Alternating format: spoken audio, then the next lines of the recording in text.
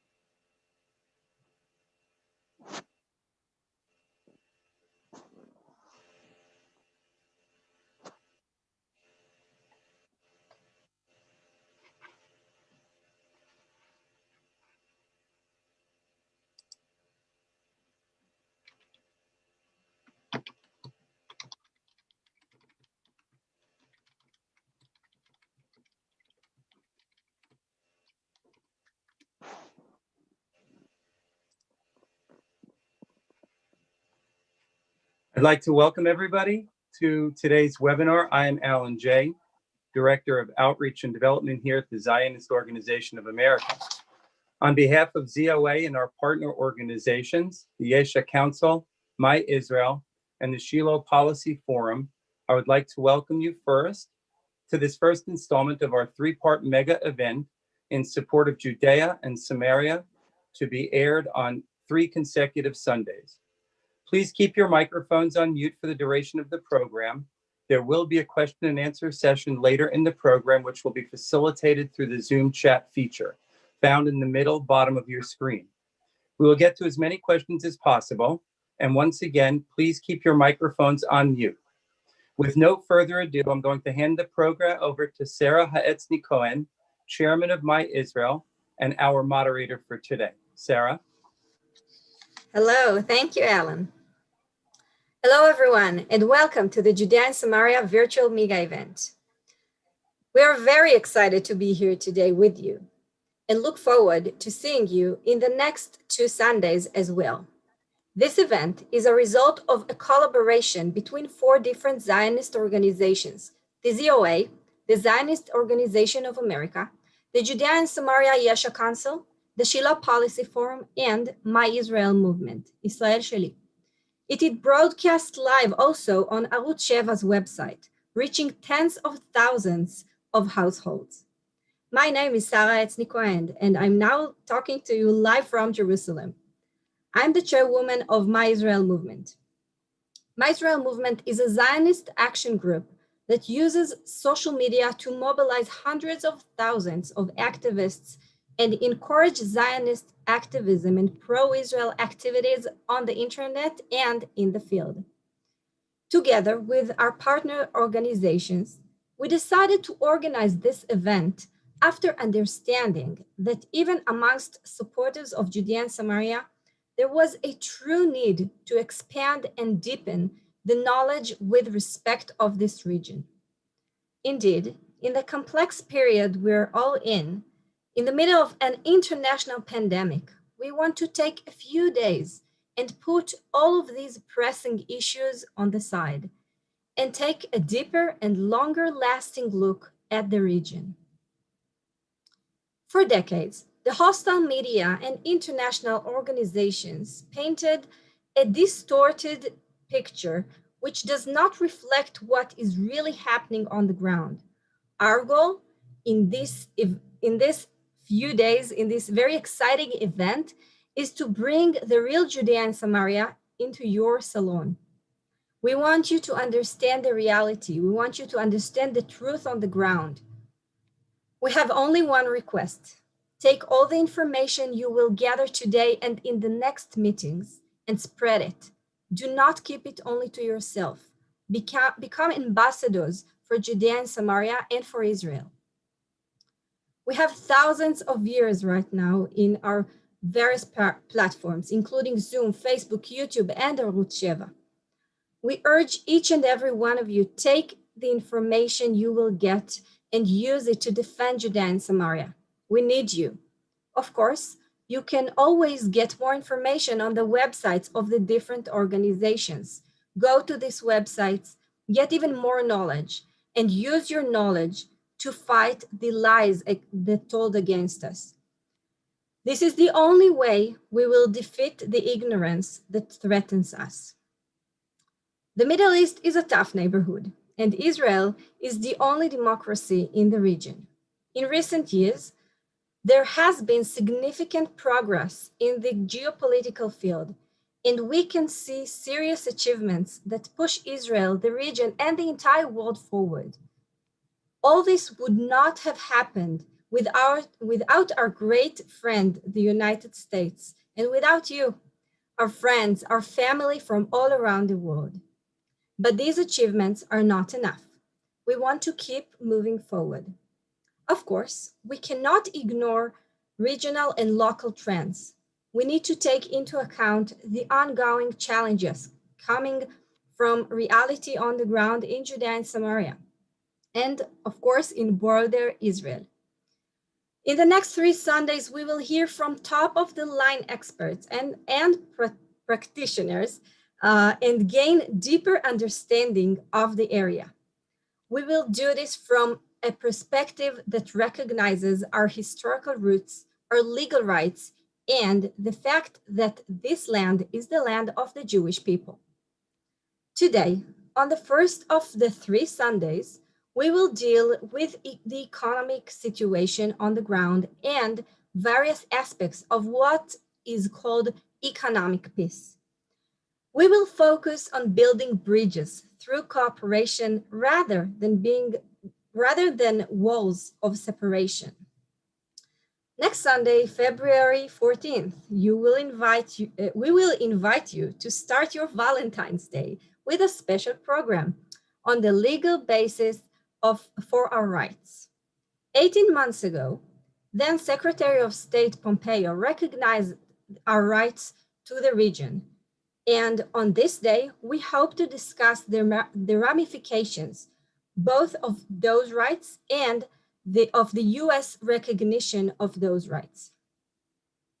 Finally, in the last session on February 21st, we will discuss the effects of the historical Abraham Accords on the region, as they resulted in a paradigm shift that showed that peace can be achieved without hurting Israel's right to its eternal homeland and her security. We are very excited and invite you to be a part of our all events. I would like to open today's meeting with a special greeting to all of you attending the Judea and Samaria Mega event by President of the State of Israel, Mr. Reuven Rivlin.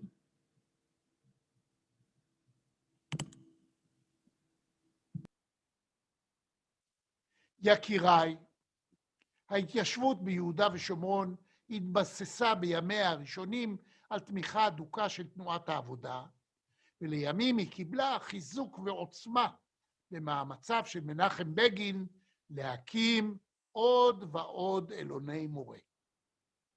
כיום, ממרחק הזמן, ועם השינויים המשמעותיים ביחסי הכוחות במזרח התיכון, כן, והסכמי השלום שנרקמים באזורנו, יש קונצנזוס רחב בציבור הישראלי על רוב רובם של היישובים, והמציאות מלמדת שההסכמה הזאת הולכת וגדלה. וכמי שקשובים לחרשי הזמן ולשינויים בזירה הבינלאומית, עלינו לפעול בכל הכוח על מנת לקדם את הפריחה הכלכלית באזור כולו. שיתופי פעולה כלכליים יאפשרו לנו יותר ויותר מקומות עבודה לכל תושבי האזור, יהודים וערבים.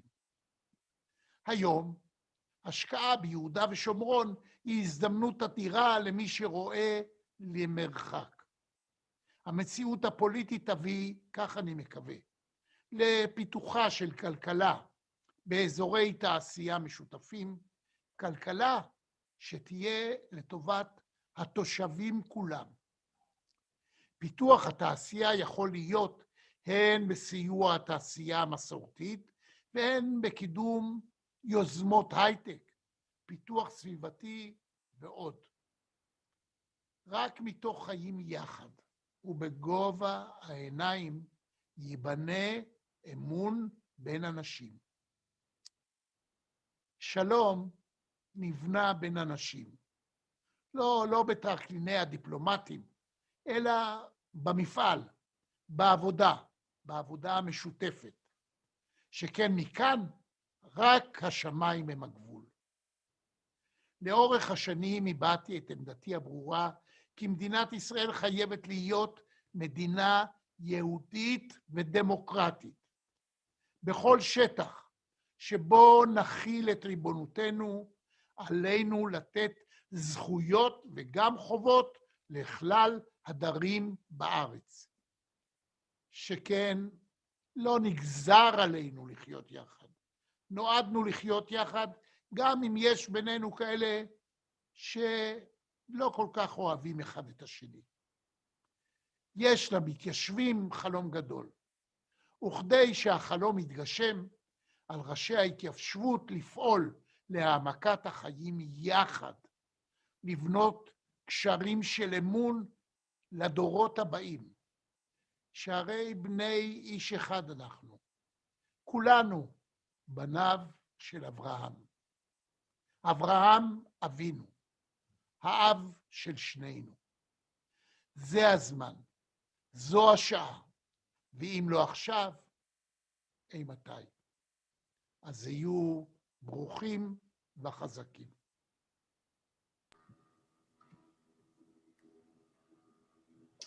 Thank you, President Rivlin.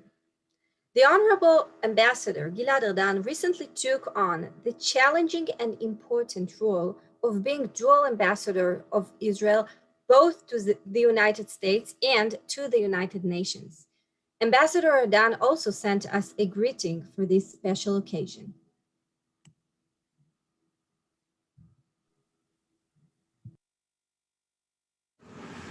Shalom, everyone. We have a moral, legal, and historic right to the land of Israel, including, of course, Judea and Samaria. One of the main reasons I took on the dual role of Israel's ambassador to the United States and the United Nations is so I can proudly share that truth with the world. From the days of the Tanakh, Judea and Samaria have been the heart of the Jewish people's connection to their homeland. Today, the situation is no different. Friends, the economic cooperation between Jews and Arabs in Judea and Samaria is a model of true coexistence that benefits all involved. This became very clear to me as I battled the anti-Semitic lies of BDS as Minister of Strategic Affairs. Businesses in Gush Etzion, Balkan, and many other places provide dignified jobs, better wages, and space for Jews and Arabs to build relationships that increase the chances of reconciliation and peace. The new peace agreements prove that to build a life together, you need a bottom-up approach. People-to-people connections are essential. This is what is happening today all across Judea and Samaria. As ambassador, I will continue to support our communities in Judea and Samaria, and I will work to strengthen their economic activity, not only because it is our right, but because I believe that it increases the chances for peace. Friends, we have to continue sharing the truth about Israel. That is why events like this are so important. I wish you a successful event and thank you from the bottom of my heart.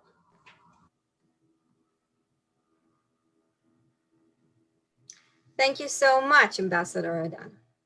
Mr. Mort Klein is the president of the ZO, the Zionist Organization of America. It is difficult to describe in words the contribution of the organization, the ZO, and of course, of Mort himself to the prosperity and security of the State of Israel. Over the years, the State of Israel has always known that it has a warm and loving organization overseas. The thousands of members of the ZOA get up in the morning thinking of Israel and go to sleep thinking of Israel. We feel your support and we are stronger thanks to it. I would like to invite you to hear a few words from Mr. Mort Klein, the president of the ZOA, Zionist Organization of America.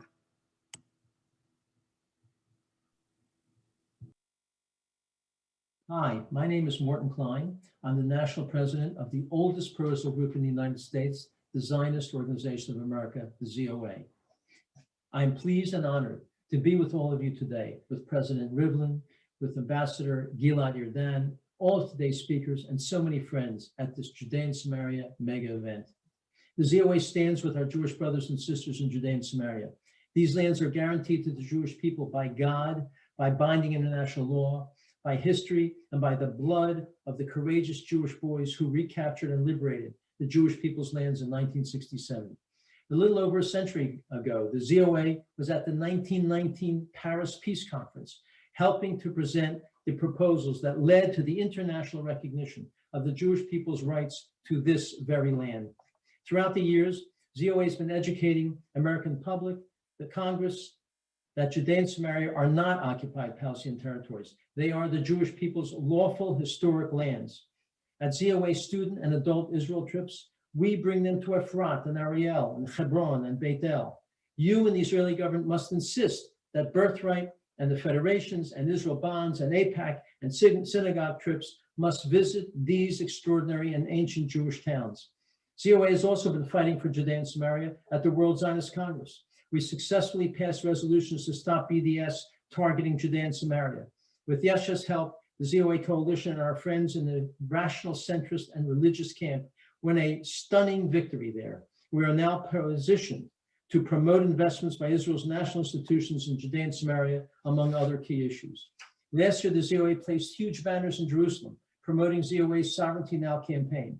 ZOA also publicized our compendium of 13 reasons that ZOA strongly supports Israel restoring her rightful sovereignty over Judea, Samaria, and the Jordan Valley. You can see a summary of our 13 reasons at the top of the ZOA.org website. I'll briefly mention a few of these reasons. First, multiple international legal agreements and treaties designate Judea and Samaria as part of the Jewish homeland to be settled by the Jewish people. ZOA often reminds American officials that the United States president signed and the US Senate ratified one of these treaties, the Anglo-American Convention of 1924, confirming the Jewish people's rights to this land. Second, the UN Charter guaranteed the Jewish people's rights to these lands even after the expiration of the mandate. Third, restoring sovereignty also assures Israeli security and its defensible borders and gives Israel the ability to protect herself by herself. Without Judea and Samaria's breadth and elevated terrain, Israel's borders would be narrower than 9 miles wide, impossible to defend. If a Palestinian Arab state is created there, Iranian proxy terror groups would surely launch constant rocket attacks on all of Israel, including Israel's major population centers and its airport.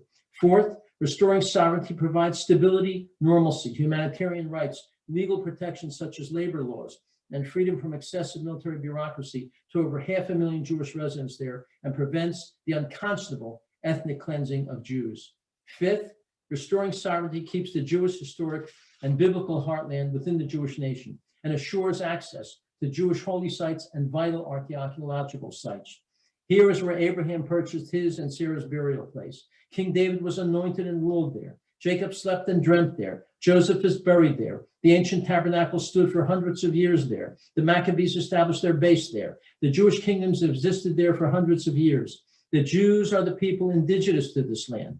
We are called Jews because we are from Judea. The Arabs are not indigenous. Most hail from Arabia and North Africa.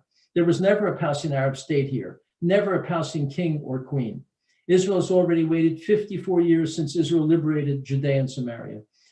During that time, the Palestinian Authority rejected multiple extraordinarily generous offers, launched deadly intifadas, BDSM lawfare, demanded preconditions, and refused to negotiate even when their preconditions were met by Israel, continues to name schools, streets, and sports teams after Arab Jew killers, and continues to pay terrorists to murder innocent Jewish people. It's clear more land is not what the Palestinians want. It's Israel's destruction. Israel must insist that these belligerent anti-peace Palestinian actions end, or peace will remain impossible.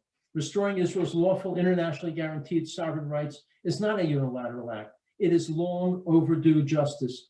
On the other hand, when Israel fails to restore her sovereignty, when Israel fails to act on the fact that this is the Jewish people's land, that failure gives strength to the enemies who falsely claim that Israel's land belongs to the Arabs.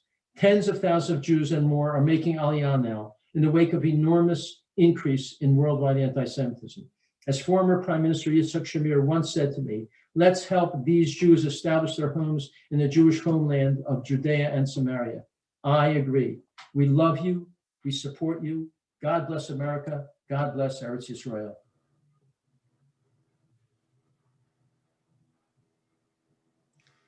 Thank you, Mr. Morton Klein. I listened to this a few times, and every time it makes my heart goes, it's so exciting. And really, thank you. Thank you for everything you're doing to the land, to Israel, to the state of Israel, and to every one of us. Let's continue. Yigal Dilmoni is the CEO of Judea and Samaria Yesha Council. The Yesha Council is a body that unites all the authorities in Judea and Samaria. It is a body with a record of action and advocacy on behalf of Judea and Samaria and for Israel as a whole. Yigal will give us today a short lecture explaining the situation in Judea and Samaria with emphasis on the economic processes happening now in, these days in this historical land. I'm happy to call on Yigal to share with us a perspective that I'm sure you have not heard in the mainstream media.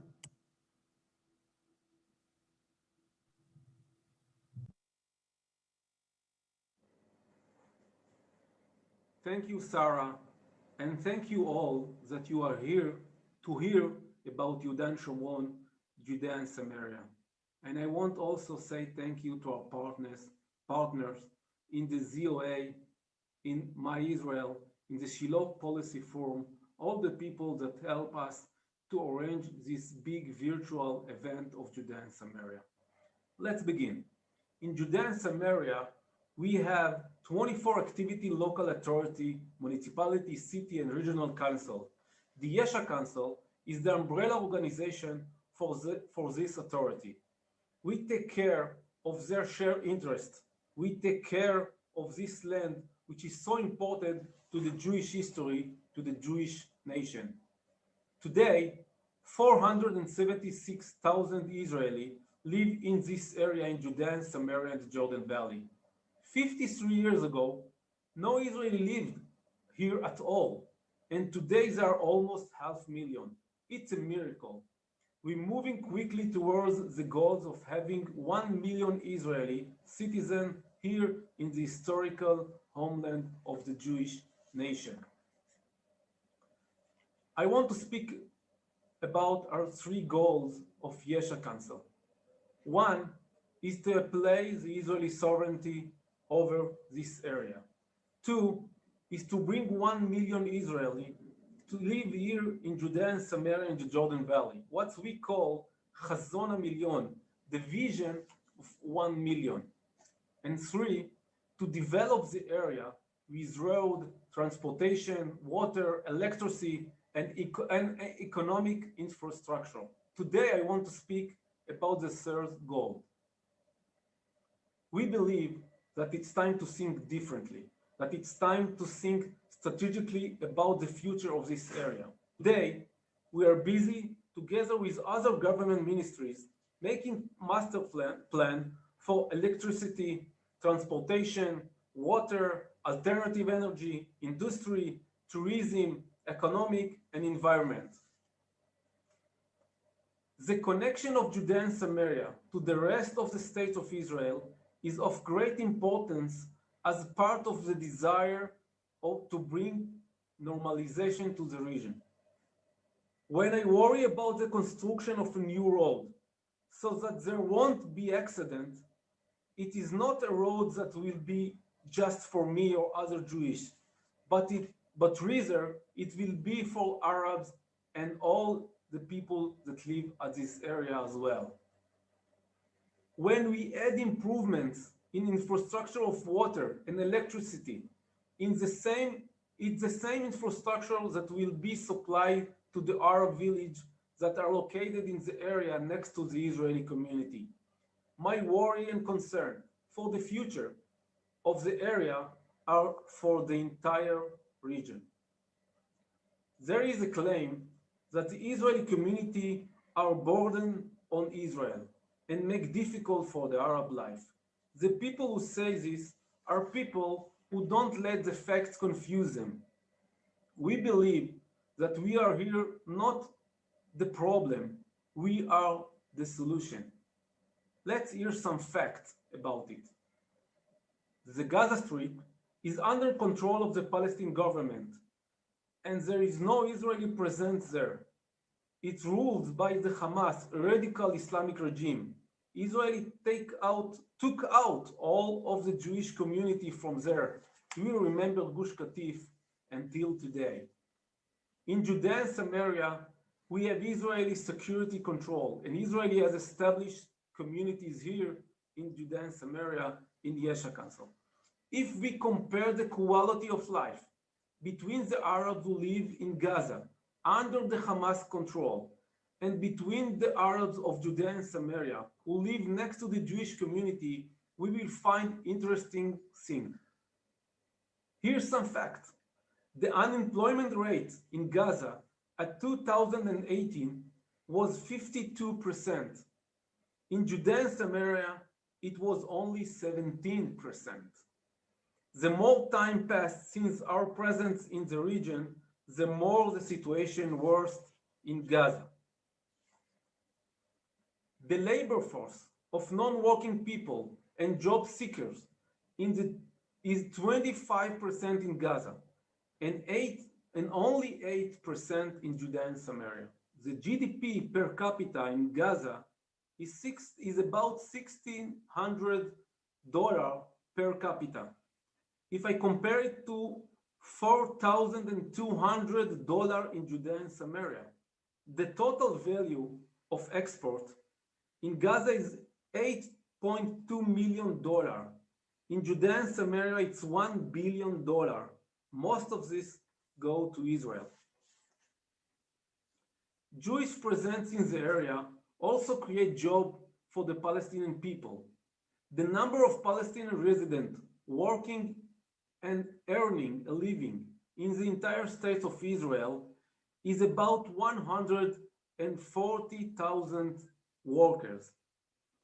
20,000 of them work in the 20 industrial and agriculture area in the Israeli territory in Judea and Samaria. The average salary of those employment in Israeli company is more than double the average salary in the Palestinian Authority. Those every workers who work outside of the Palestinian Authority does not only support his nuclear family, but other family member in his big family, what we know as the Hamula. In other words, several families make a living from single salary. In fact, a quarter of the Palestinian population income comes from working together with Israel. The current situation, where because of international pressure, this region is not developed, is the greatest burden on Arab in these regions. Instead of helping the Arab, people prefer hurting them if it's also hurt Israel presence here. This is what the BDS movement tried to do when they say don't buy products from the agriculture and the factories in Judea and Samaria, while those factories support the entire population and bring salary for Jewish and Arab together. I want to end with a point of view that might make a lot of people upset. But in other angle, this is a good news for the future. The reality is that the economic of Israeli and the people, the Arab people that live at this area are connected, and it is very difficult to separate us and to separate our economy. We need their workforce. They depend on us for salaries and developments of our infrastructure.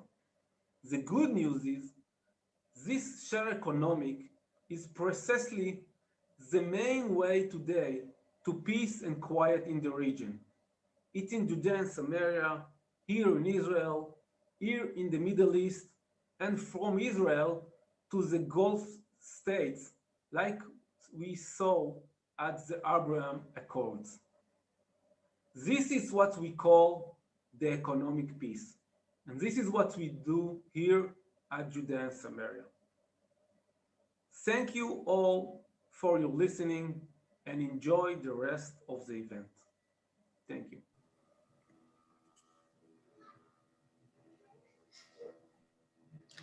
Thank you, Yigal. All this information will be available on YouTube later on. You can always reach it.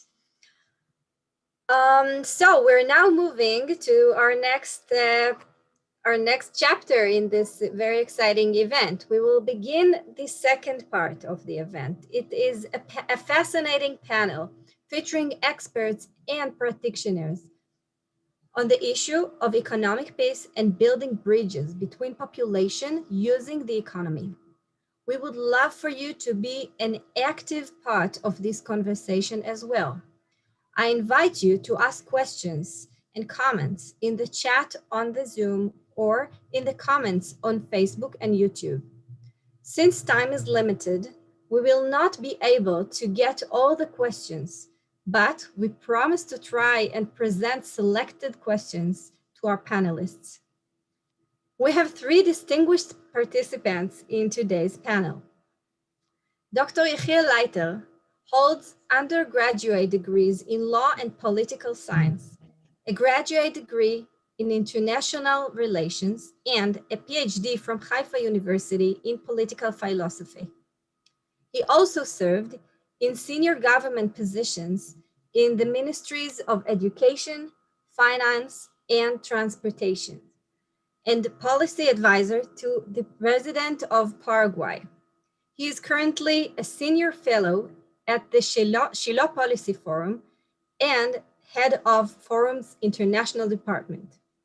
One word about the Shiloh Policy Forum, because he is one of the partners who initiated this event.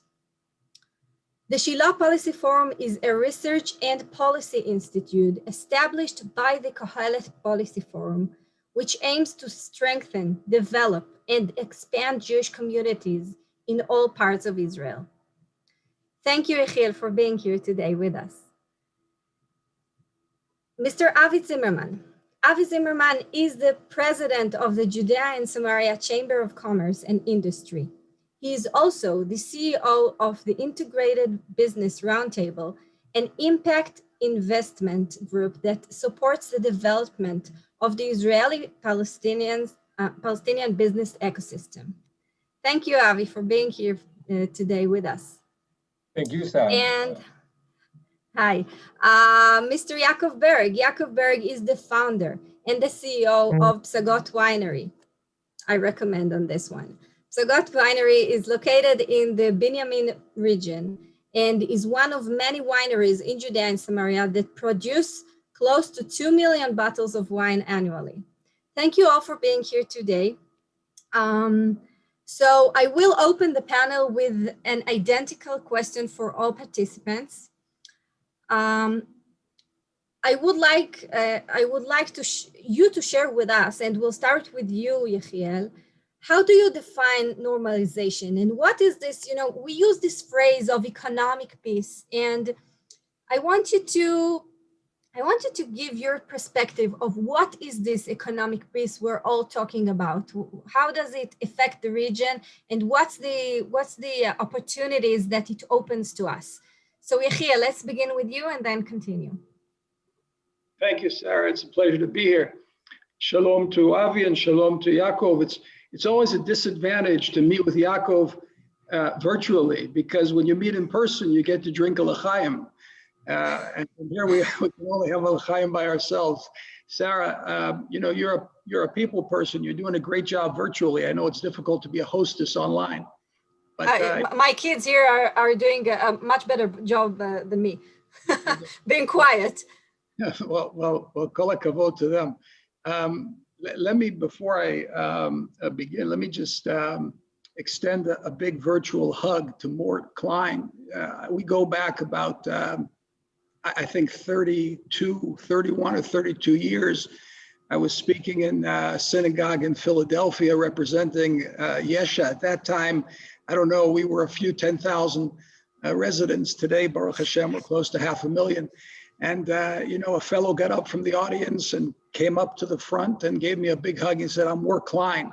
And that was long before he became president of the ZOA. And since then, he's done a remarkable job, relentlessly pursuing truth and justice for Israel. And now he's having a little bit of a hard time with what are called progressives, although they're not progressives at all, they're reactionaries. So Mort, just keep your head down. We know what it means to have stones and Molotov cocktails thrown at you. We've done that for a long time. So we've been the recipients, I should say. So just keep going and you'll keep growing and doing a great job. And of course, to my colleagues, Yigal Dilmoni, the CEO of the Yesha Council, and my most esteemed colleague who really established and runs the Shiloh Policy Forum on a day-to-day basis, Dr. Anat Roth. Regarding your question, Sarah, you know, normalization means doing it and not talking about it. And every day we're doing it. You know, I was driving to Jerusalem today, you know, they lifted the lockdown, and here I am sitting in the same traffic jam with Arab neighbors from different villages and different towns. And, you know, we roll down the window and joke with each other. And I'm saying to myself, hey, where is the BBC crew here? Where is CNN to come and see, you know, a career settler and a neighbor of his from Ramallah sharing jokes at the crossroads and at the roadblock? But what I think it's very, very important to emphasize, and this I'll turn it over to my esteemed colleagues. It is very important that we understand, first, that we don't repeat the mistakes of the past. Since the Oslo Accords, 1994, the international community has pumped $20 billion into the Palestinian Authority.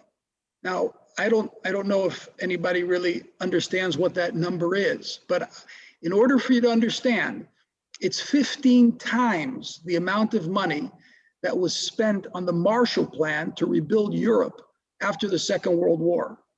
Now, what do we have to show for it? Well, I'll tell you what we have to show for it. We have to show for all that money is that between 1967 and 1987, at the outbreak of the First Intifada, in other words, 20 years of the occupation, the economy grew in Judea, Samaria, and Gaza at a rate of almost 5%. That's 4.8%. From 1994 to 2014, while all this money is being pumped into the Palestinian Authority, the economy grew. Are you ready? 0.1%, which means, in fact, that it contracted. That means that the quality of life under the Palestinian Authority contracted. The people's quality of life decreased, regressed. So the first thing we have to understand is, particularly now as Biden came into office and we're looking at a repeat, if not worse, than the Obama years, don't repeat the mistakes of the past. You're not going to create economic peace. You're not going to create economic benefit. You're not going to create a quality of life for the Palestinian Arabs in Judea and Samaria by pumping donor money in. On the contrary, it's going to be stolen. The corruption is going to become more rampant, and nobody is going to benefit on the ground. And once we move that off the table and realize that there are things that can be done, like what Avi Zimmerman is doing in Ariel, like what Yaakov Berg is doing in Psagot, by raising the standard of living and creating economic viability with our neighbors, that's going to win the day, and not making the same foolish mistakes of the past. Thank you very much, Yechiel. Avi, give us give us your perspective. You're doing so many things, and I would love to hear and you to share with the public. How do you see this normalization, this economic peace? Thank you, Sara, and thank you, Yechiel. Looking forward to hearing from Yaakov as well. And of course, a pleasure and honor to be here on this call at this event with all these distinguished organizations. So thank you for hosting me. There's a lot to say about normalization and economic peace, but let me just start real quickly with terminology. I'm no fan of the term economic peace, although that's frequently associated with the work that we do at the Judea and Samaria Chamber of Commerce and Industry, and certainly at the Integrated Business Roundtable. I recall our recent events over the last 2 years. We've hosted the Israeli-Palestinian Economic Forum. I know there are a number of people who are tuning in here who are averse to the P word, the Palestinian word, but it is the term that we use for that event and when speaking with our Arab associates in this region. And so at these events regularly, we're told, people will take the stage, all sorts of dignitaries, American dignitaries, Israeli dignitaries, other dignitaries, and they'll speak of the virtues of economic peace. And I quickly take the podium and request that we speak not of economic peace, only because the word peace has become so toxic for such an extended period of time, because ultimately we all think of something else when we use the word peace. For the most part, the term peace has been associated with the two-state solution. And so let's, in my humble opinion, I actually like the term normalization, but it has its limitations. Its advantages, and I understand that not today's event will focus on this, but in 2 weeks, you'll be focusing on the Abraham Accords. And there, indeed, this concept of a warm peace or normalization is a term that's used. And really, just let's be normal. Let's do business with one another like everybody else on planet Earth is doing regularly on a daily basis. Yechiel just spoke to this now. President Rivlin said this earlier. Just do business, and everyone's going to benefit from it. Yigal spoke about, again, the virtues of income, GDP. It's so obvious to us that's how we live our lives. Why can't we do the same thing in Judea and Samaria? I think the limitation of the term normalization is also because it sounds so normal. It's clearly not a given. This is an uphill battle because there are so many that are opposing the normalization between Israelis and Arabs. But once we can get to that point, it should not plateau. Normalization seems normal. It seems run-of-the-mill. It seems simple. It is uphill. It's not simple. But even at that point, there are more things that can be done. I personally recommend that we don't remain complacent with what's already been accomplished, and amazing things have been accomplished. The fact that Israelis are employing Arabs right, left, and center on both sides of the Green Line. We're going to hear from Yaakov Berg in a minute, who himself employs Palestinians. This is something that needs to be applauded and embraced and advanced. But we don't have to stop there. Indeed, President Rivlin spoke about the possibilities of innovation, of technology. I don't want to get too much into what we're doing, and I don't want to monopolize the conversation, but I will mention briefly that on March 8th of this year, we look forward to launching the Field Integrated Innovation Accelerator. It's a business accelerator for integrated businesses of Israelis and Palestinians. And that's just one example. We have, you can see here by the logos, the Integrated Business Roundtable, which is a group of impact investors, which you mentioned, Sarah, before, who are investing in these partnerships, international investors who see value in investing in these partnerships. And we've already made our first investments and are looking forward to more. And so more can be done. Normalization, yes, I think is a better term than economic peace because it's easier for us to share a terminology, but there's more on the horizon. Thank you. I don't know, I don't want to give up the word peace. We already gave the phrase human rights. I'm not sure I'm willing to give up on this word as well. But you know what I give love? up on it. Just real quickly, Sarah, I wouldn't give up on it. I like the word shalom. I'm a much bigger fan of the word shalom. It has a deeper meaning. But let's just be careful that when we're speaking with people, we're using the same terminology. Otherwise, it can kind of boomerang and people will assume things that don't need to be assumed. Okay, toda, Avi. You know what I love in this panel that we have three different perspectives. And I would like to hear from Yaakov, and please share with us your perspective. You're doing, you're doing the actual work. You have your industry, your winery in Benjamin, in Judea and Samaria. So how do you see these things, these phrases, sorry? Sarah, first of all, I want to say that it's really not fair. Like to talk after Avi and of course after Yechiel, I don't have any chance. Nah. So, okay, so you have me. Okay, I will try my best. So, I think there are two aspects. First of all, there is the personal aspect, and when I'm saying personal aspect, I mean that if I work with somebody, with my neighbor, my Palestinian neighbor, and I'm inviting him to my I don't know, kids bar mitzvah or all my events, and many times they invited me to come to their owns. I think that's the beginning, because I start to know them, they start to know me, my kids know them, and so although it's not all the population, it's not everybody, but it's the beginning. And I think it's the beginning for both sides, because always when you build walls, you start to think that the other guy from behind the wall is something terrible, something scary, something.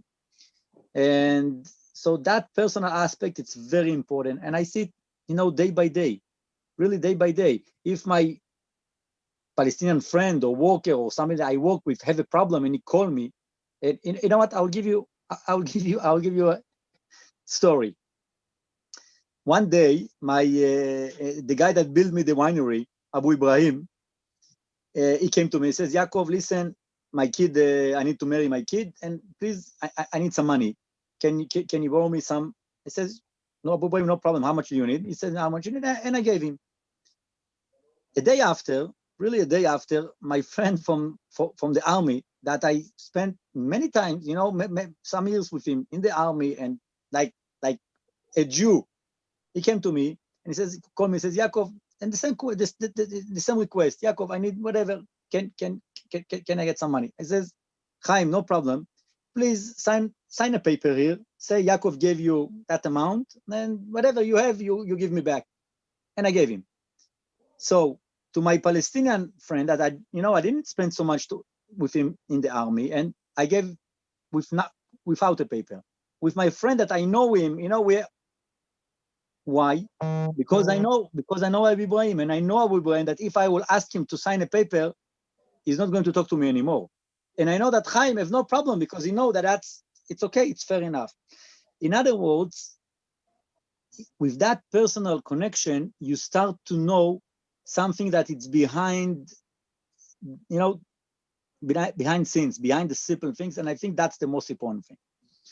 So this is the first aspect, and the second aspect, of course, business when you do business with somebody, when you know, I have Palestinian employees, when I sign a contract with Palestinian to build a winery, and you know, and he gets so much money from me, and when you do business with somebody, like everybody say, everybody benefits. They have a motivation, they have motive to know me, to do something with me. So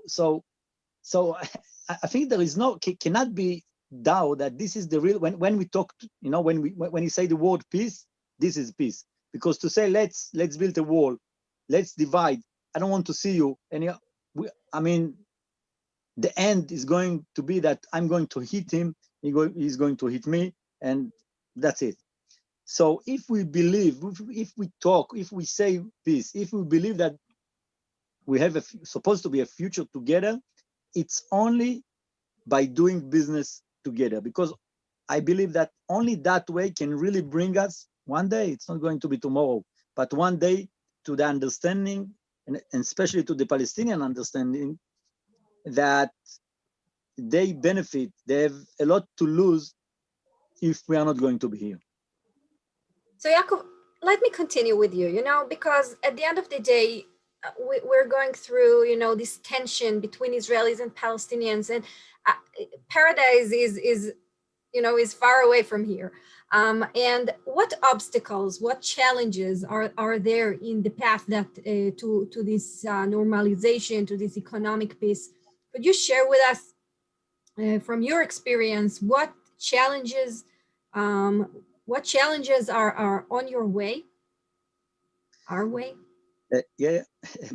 First of all, I'm sorry to say, Sarah, I disagree. I think paradise almost here. Okay. You're welcome to come and take a look. Of course, you have a winery.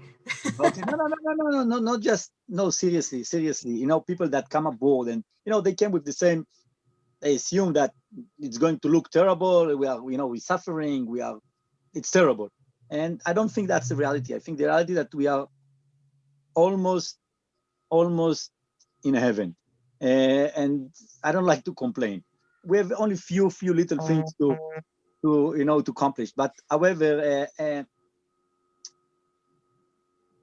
it's a great and difficult question. I think both sides, and you know what? I don't like to talk about the Palestinian side because I know I cannot control on the Palestinian side. I like to talk about our side. I think we, the Jewish people, the Jewish government, I really think we can do more. We must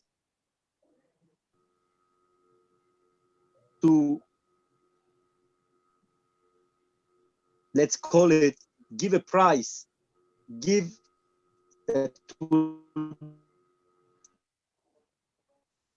to give them good reasons to do it.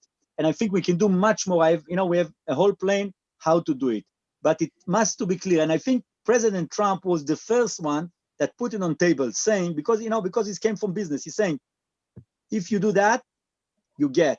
If you don't do it, tomorrow morning, you get less. And I think when and like I say, I can give you a lot of example what can be done, and a lot can be done on field, not just. Okay, Avi, I'm moving forward to you. I really would love, like, you're doing so many things, and you touch so many people and so many, different professionals. What obstacles are there in your way, in this path of normalization? Yeah, there are quite a number of obstacles. I'll try to make it simple. I know we have limited time, so I'll make it brief. I do agree, by the way, with Yaakov that for Israelis living in Yehuda v'Shomron, Judea and Samaria, for the most part, yes, we're almost there. There's really the lifestyle, the quality of life, the ability to be part of Israel and to be living in this region at the same time. It's nothing short of prophetic realization of prophecy. However, our neighbors are not experiencing the same bliss. And those neighbors, some of the challenges that Yaakov just alluded to, a lot of them have to do with policy, but policy on a deeper level, because policy cannot accommodate a different population when policy has previously, as Yechiel mentioned before, instated the Palestinian Authority, meaning if the Palestinians can't find what they're looking for with the Palestinian Authority, and they in turn look to Israel or Israelis to provide what they're lacking, until Israel will assume responsibility for that request of support, we're going to constantly be stuck. And our associates, our Palestinian associates at the Judea and Samaria Chamber of Commerce and Industry are constantly caught in this very, very challenging situation. I'll give the quick example of my co-founder of the chamber, Ashraf Jabari of Hebron, who has bravely and boldly stood up for the value proposition of working with all Israelis, including the so-called settler community. And yet, he certainly is not going to get the backing of the Palestinian Authority, but he does not, certainly not sufficiently, get the backing of the Israeli government either. Now I understand he's not an Israeli taxpayer, but he is literally putting his life on the line to forge these partnerships between Israelis and Palestinians. And he has very little to show for it from an Israeli support system. It is indeed the civil administration which is responsible for the coordination between the Israeli and Palestinian populations. And, it's difficult. There's just politics and a system that's not equipped to deal with this. And I would say kind of in the bottom line, when we established the Chamber of Commerce and when we established the Integrated Business Roundtable, we tried to take responsibility. We tried to look forward and say, what are the next decades going to bring? What is the pathway? What vehicles need to be developed to bring prosperity to this region for all populations? And in order to create that prosperity, we need those vehicles, but those vehicles have to be complemented by government. I'll give one quick example, by the way, which just might be some light at the end of the tunnel.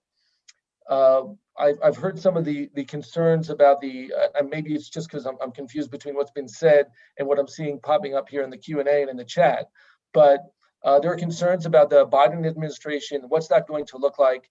And it's a really, good question. At the same time, I don't know how many people are aware, but there's a new piece of legislation that passed at the end of 2020 called the Middle East Partnership Fund Act, which provides $50 million per year for partnerships between Israelis and Palestinians, partially through USAID and partially through the Development Finance Corporation. Indeed, our friends at the U.S. Israel Education Association were instrumental in seeing to it that Israelis and Palestinians alike living in this region can be part of that, can benefit from that package. That doesn't mean that, again, we're using the term peace or that it means one thing or another. It does mean that there are governments, sometimes not our own, that are looking to support these business partnerships, and there are new opportunities here. So yes, lots of policy challenges here, but hopefully as one government and one policymaker moves forward, the rest of the puzzle will start with a certain degree of dynamism moving forward as well. Toda, Avi. I'm moving to you, Yechiel, and this is my last question that I'm going to ask, and then we'll take a few questions from the audience. So one of the things you do at the Shiloh Policy Forum is that you're a member of the team that builds a plan for the economic development of Judea and Samaria. This plan includes both Palestinians and Israelis, and you're saying it can be promoted even in the absence of a political solution to the conflict. Could you take us to this? It's very interesting. I'm curious to hear, and I'm sure our audience also curious to hear about it. Do it short, but give us a glimpse to this plan. Short is within 90 minutes, 120. What is short? I'll tell you, Sarah, the first big positive takeaway from this panel is that I know if I need a loan from Yaakov, I've got to come with Abraham. Okay, so we did something. That's certainly coexistence at its best. No, but seriously. I'm just going to ask, you think it's realistic to, just to skip the political solution to the conflict? No, the only thing that's realistic is skipping the political solution. That's the only thing that's realistic. This comes back to the little ping pong that you had with Avi previously between normalization and peace. It's the difference between formal peace and functional peace. I think what Avi meant by by not really liking peace so much and preferring normalization is that he meant a functional peace. And I think that's what you meant as well. White House lawn ceremonies with everybody stroking everybody else has gotten us nowhere. They're insignificant. You don't make formal peace with a kleptocracy who spent an entire lifetime focusing on terror and justifying terror. That's irrelevant. But the people on the ground who want their kids to go to school and go to college and be able to put bread on the table and have a better life, those are the people that you make functional peace with. So the only way actually that we can move forward with a practical peace is by going over the heads or under the heads of the political echelons and doing it with the masses of people. And it's important here to take note of a few numbers. At the present time, you have about 150,000 Palestinian Arab laborers in the Israeli economy, about 110, 115 inside the Green Line, and about 30,000 in the Jewish communities in Judea and Samaria. Now that represents 20% of the Palestinian Arab labor force, okay? Now think about this. If we, by the way, that 20% represents 40% of the income in the Palestinian Authority. That's a huge 20%. But think about these numbers for a minute. If we implement the plan that we're working on, which calls for an extension of existing industrial zones and the building of 7 new industrial zones, okay, we could expand, we could provide employment opportunities for another 20% of the Palestinian labor force. For another 150,000, that's about 60,000, 70,000 in existing industrial zones with their expansion, and 90,000 with new industrial zones. That means another 20%. Now, Sara, another 20% of the Palestinian labor force is exactly their unemployment rate in Judea and Samaria. So if we provide another 150, another 160,000 jobs, we've eliminated unemployment in Judea and Samaria. Now, in the Gaza Strip, because it was so important for Israel to unilaterally withdraw for the benefit of humanity.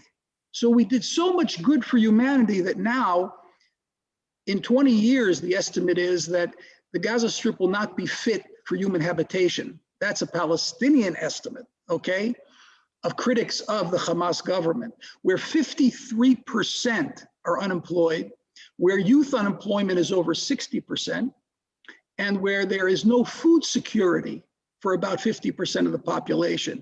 Great job we did by unilaterally withdrawing. So what we have the ability to do, because we are in 60%, 61% of Judea and Samarian area C, by providing these industrial zones where we have the authority, instead of putting money into the kleptocracy in areas A and B, where the money is just going to go down the drain into pockets and into Swiss bank accounts, in our industrial zones, we're going to benefit both Israel and the Palestinian Arab population, because a high-tech society needs a mid-tech and low-tech to back it up. You can't maintain a high-tech society without mid-tech and low-tech alongside of it. The factories in Judea and Samaria that provide the massive amount of jobs will provide further income, benefit both economies, eradicate unemployment in the Palestinian Authority. And just one last point, and this is a plan that the Shiloh Policy Forum presented just a few weeks ago in an international conference with the Gulf states. In addition to all of that, what we propose is the creation of a free trade zone in the Jordan Valley that would straddle both Israel and Jordan on state lands, which would be built on a total of 42,000 dunam just for public consumption. A dunam is about a quarter of an acre. So we're talking about a huge amount of area. The potential job placement there is 250,000, which would solve tremendous problems that Jordan is experiencing right now with Syrian refugees that have flooded in from the north. They're in desperate need.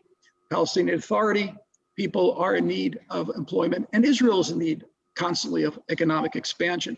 This could be a bonanza for the entire region, particularly if we connect the Jordan Valley Free Trade Industrial Zone with the Gulf states. So we can create a corridor like the old biblical Silk Road that would run from the Gulf states to the ports of Haifa and Ashdod, and fundamentally, practically change the entire region and raise humanity, raise the standard of living in the entire area, and show the people all around us in civil war in Syria and civil war in Yemen that no, the way of Iranian terror doesn't work, the way of economic prosperity and coexistence does work. Thank you. Thank you. I'm so happy that I challenged you, to make it short because it was so interesting. Keep it coming, Sarah. Ken. But you know what? I'm gonna mention another thing and ask you, Yaakov, because I think you're inspiring our audience, and so before I'll take the questions from our audience, I want to share with our audience the fact that Yaakov, you was one of the great challenges faced by businesses in Judea and Samaria is the fear of the BDS, the boycotts, right? And you are fighting against the labeling of products that are manufactured in Judea and Samaria. I would love, your struggle was so inspiring, and I would love it if you could give us some background and, keep it short because we're really running out of time. But explain to us, why was it so important to you specifically, and what was the result of it?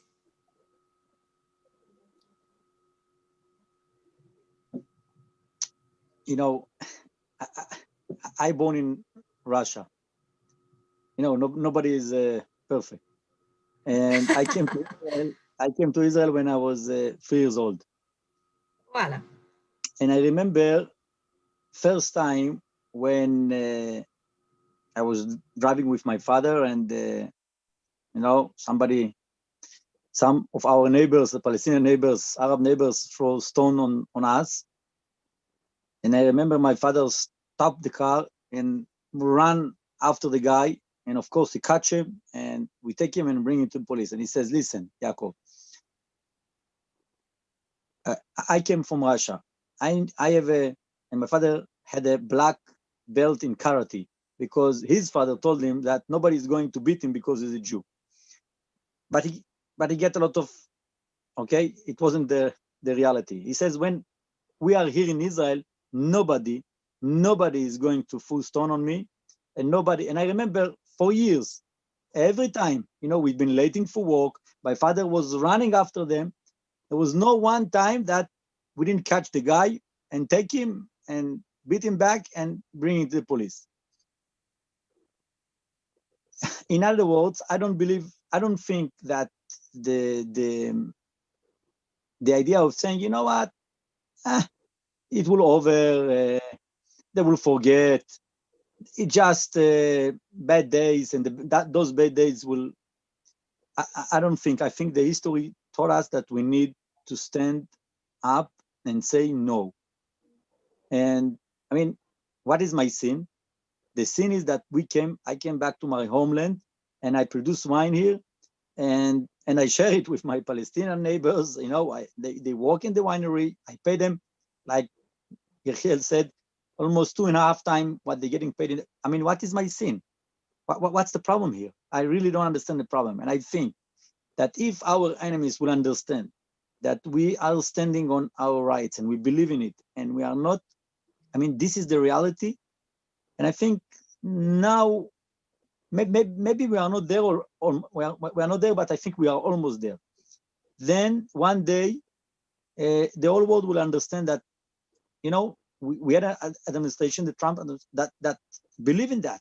that understand that what we're saying, it's the truth. We just came back to our homeland. And I know, and I see, and I know that there are millions, more than hundreds of millions of people all around the world that believe in that. They believe in the Bible. They know that we are not thieves. We are not murderers. We didn't come to steal somebody. We came to bring, to give, not to take. And I think that voice needs to be, I don't know. We be need heard. to say, exactly. We need to say it somewhere. We don't need to be shy. I mean, we don't need to be afraid. And, you know, sometimes you lose, sometimes you win. Listen, we lost, and I think we win. And I believe that we cannot stay and say, you know, the government, Bibi Netanyahu, why you do nothing? Bibi Netanyahu, what's going on? No, it's not just Bibi Netanyahu. We also have responsibility. My responsibility, like somebody that tried to do some business in the area, is to stand and say our truth to the world. And I think many people really heard it and participate. תודה, really, ממש תודה. I want to take two questions from the audience. I'm gonna ask and beg our panelists, just keep it short, because we're running out of time. We have a question from Mr. Kevin Williams. Dr. Leiter's point about the tremendous economic growth amongst the Arabs of Palestine in 1967 to 1987 is key. PA leadership, the Palestinian Authority leadership, cheerfully threw it all away and seemed to have popular Arab support. Why? I think it's a great question. Why would economic growth and cooperation work this time? So what's difference from the past? Yechiel, you want to try and challenge and answer this? Well, history is not stagnant. A few things have happened since 1987. We've tried. We've recognized the PLO. We brought their leadership here from Tunis and from Lebanon, and they turned it into a terror-based kleptocracy. The people here also have gone through many difficulties. During the first Intifada, there were many Palestinian Arabs killed by their neighbors. The second Intifada, where we had to respond finally for the wanton murder of Jews, took a toll on the Palestinian Arabs. I mean, they've had enough of this. And it's very interesting, but several times where the Palestinian Authority, for example, when President Trump was going to recognize Jerusalem as the capital of Israel, the very same calls that the Palestinian Authority issued when former Prime Minister Sharon made his dramatic walk on the Temple Mount, which apparently was the reason for the second Intifada, which of course it wasn't, but nobody answered the calls. The same calls were made at the time when President Trump said he was going to recognize the Golan Heights as Israeli sovereignty on the Golan Heights. And nobody left their homes. You had a few scattered teenagers that were throwing stones in some remote places, but there was no public uprising, and there's no public uprising because time has passed, and they realize that their neighboring countries. I mean, look, the GDP per capita in Judea and Samaria is larger than it is in Egypt. All right. They look over the border and they see what's happening in Syria. They see what's happening in Lebanon. They see what's happening in Iraq. And this occupation isn't all that bad. And the most important point is that it's no longer an occupation. And that's the biggest change that's taken place in response to Mr. Williams. There is no occupation. Areas A and B are under the Palestinian Authority. There is a government there. Now, whether or not it has all the trappings of sovereignty that the West would like to attribute to it is irrelevant. The fact of the matter is that we have no civil government today in Nablus or in Ramallah or in Hebron or in Bethlehem, Kalkilia, and so on. So that's the big change. And they've been under a government of the Palestinian Authority since 1994. They see what it has wrought. they are not terribly happy with it. And I think that we can create a de facto situation which will allow for the civil coexistence between Israelis and Palestinian Arabs. Sarah, if I can just add real briefly, 30 seconds. I have a question for you, Avi.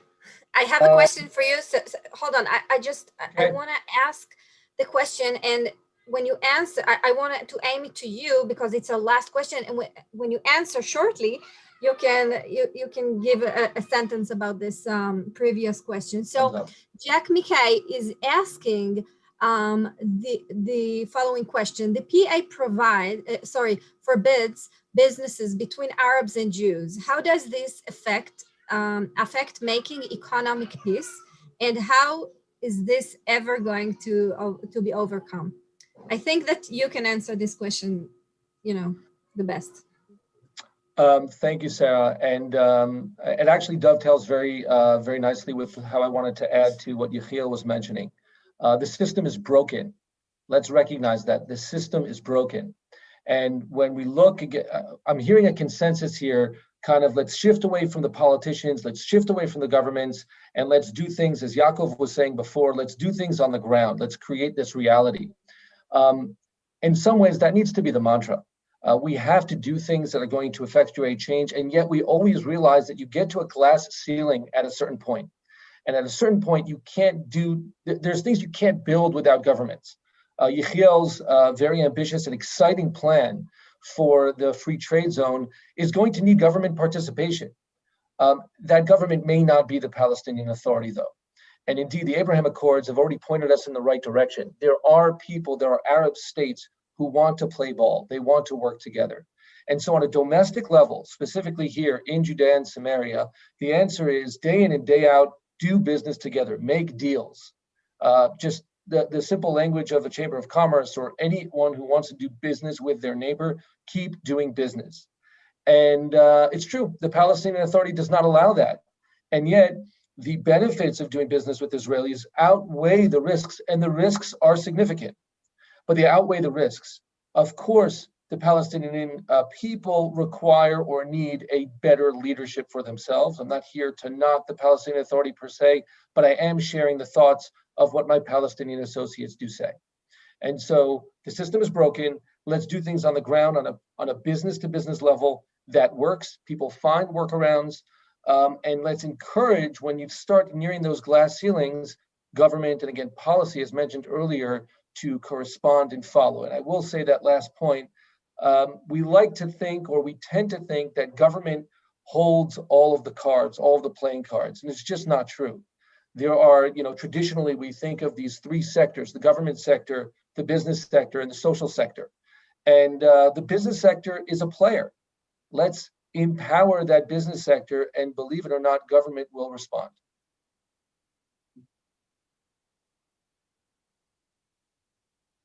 Toda. We're going to finish this session, and I want to thank you personally.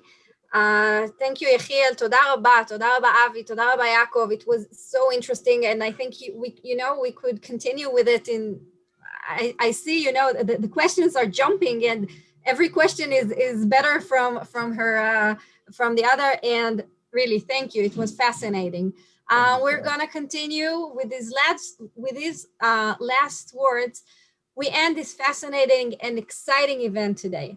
I would like to thank the President of the State of Israel, Rubi Rivlin, the Ambassador Gilad Erdan, Mr. Mort, Klein, and Mr. Yigal Dilmoni for their words. And I would like to, I want to thank you for being with us today at the Judea and Samaria virtual mega event. Next week, February 14th, we will meet here at the same time at 11 a.m. Eastern Time and talk about our legal rights. This is so relevant today after this weekend's horrible news about the ICC news. So we're going to talk about it. We're going to talk and open about the legal rights to Judea and Samaria and the ramifications of Pompeo's recognition to those rights. I invite everyone here to be a part of this event in the next 2 weeks. Registration on the link you can find here on the chat on Facebook on the Facebook pages of each organization or partner in this event. And please remember, please remember, the power to fight lies is in our hands. As Yaakov says, as Avi says, as Yechiel says, you know, this is in our hands. We hope the knowledge that you gain today and will gain in the next few days will allow you to be even more effective in this fight. תודה רבה לכולם.